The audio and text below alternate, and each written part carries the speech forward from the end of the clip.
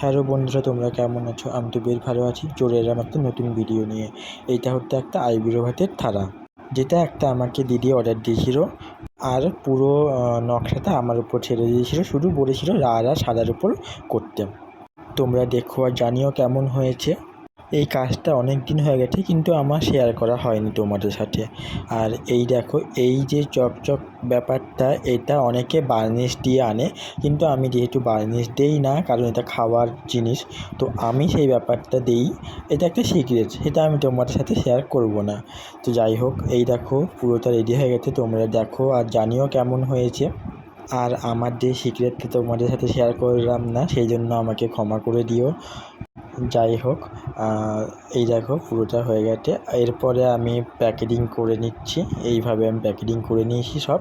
আর এইটা যাওয়ার জন্য রেডি। চলো বন্ধুরা, আজকে এই পর্যন্ত। Tata, bye bye, love you.